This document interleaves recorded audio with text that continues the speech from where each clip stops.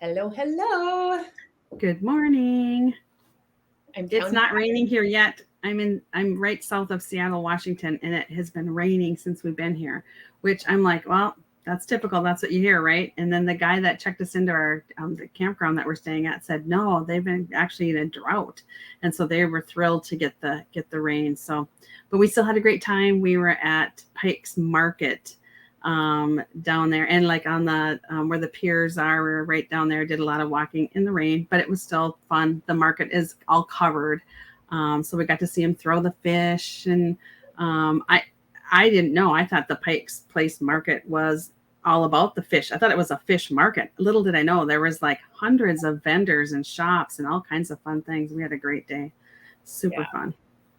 yeah, that's my old stomping ground. So I was raised in Spokane, Washington, but we would make an effort to get to Seattle quite often. That was like going to the metro area for us. So, and then early on in my advertising career, uh, when I worked for Best Buy, we did a commercial where we featured the throwing fish guys. Oh, Actually, there's multiple throwing fish guys vendors at Pike's Market, but in the day there was only one, and we used them in one of our commercials, which was kind of cool. So yeah, so and then we're counting down the minutes until you come back. I You're know. here Two soon. days. I can't wait. I'm excited to come home.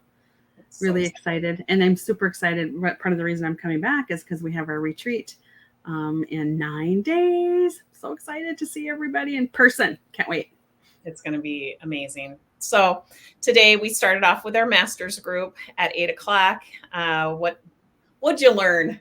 Well, I loved it. The question that you threw out there today, it was what, it's so dark in my camper right now. Um, what am I trying to control? And it was interesting to see what the different responses were, but there were several that had to do with the children. You know, how we want to control our children, and how that seems to backfire just about every time. Right. And how our need to control stems from kind of a disalignment we have with ourselves, quite honestly. So you really want to kind of get to the root cause of why you think you need to control, and that takes you being honest.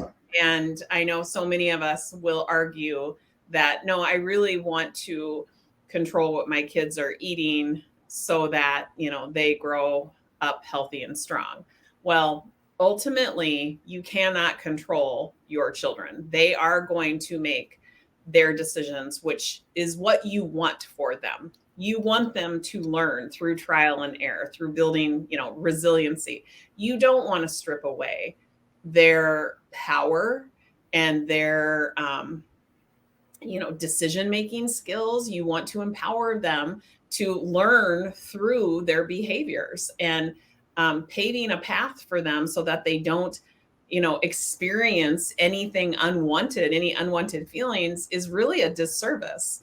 And I would say, that's one way to think about it, but the other way to think about it is, what are you making it mean about you when you're not able to control their actions, like, or when they are doing something that you would rather them not be doing? Like, what are you making that mean about you?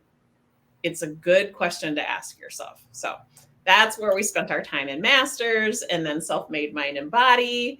What did we talk about? What'd you learn there? Yeah, you know what? It was interesting. One of the gals was sharing her frustration with how two of her favorite things that she likes wasn't on the food list that we actually provide. It's basically pages and pages and pages of foods that we just highly recommend because of the health properties of those foods, right?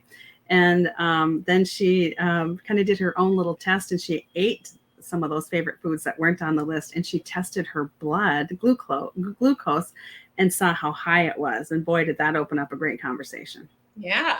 And that's a good thing, right? So she was having this very dramatic thought of, I can't have this because it's on the list, which made her feel frustrated, which then had her going into all sorts of negative self talk and looking for evidence of other things that she can't have, which just kind of compounds that frustration, right? So when you do the mind math, you can clearly see that you're thinking I can't have this results in you either over having or really spinning out in frustration and not learning anything about yourself other than the fact that this is a really frustrating process. So when you see that, you can clearly see the result that you're getting and ask yourself, is this what I want to continue to create for myself? Which gives you back the control. It's not that this program is telling you you can't have this and you legitimately can't have this. That's not even true.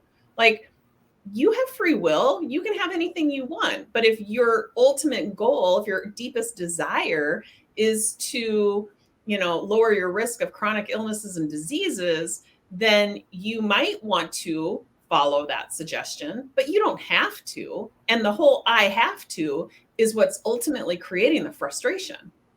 So seeing that in the mind math model is so hugely valuable. So that's why we call this mind and body, self-made mind and body. We teach you how to use a self-made mind, which is the allowing your primitive brain to be there without reacting to it, and seeing how that results in a self-made body, one that you get to orchestrate. You get to decide what that is, right? Like, and so I love the name of the program because it's so like appropriately,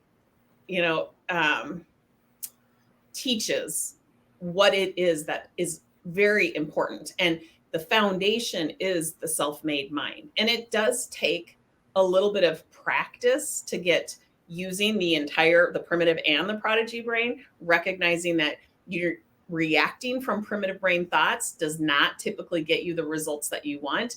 And that recognition, noticing the primitive brain thoughts, is the very first step to tripping the trigger of your prodigy brain. So we're just turning down the volume of the primitive brain thoughts and turning up the volume of the prodigy brain thoughts. And that ultimately results in you living a life through utilizing your self-made mind. And so I love the program. It's fun to get into the weeds and talk about things like gala apples.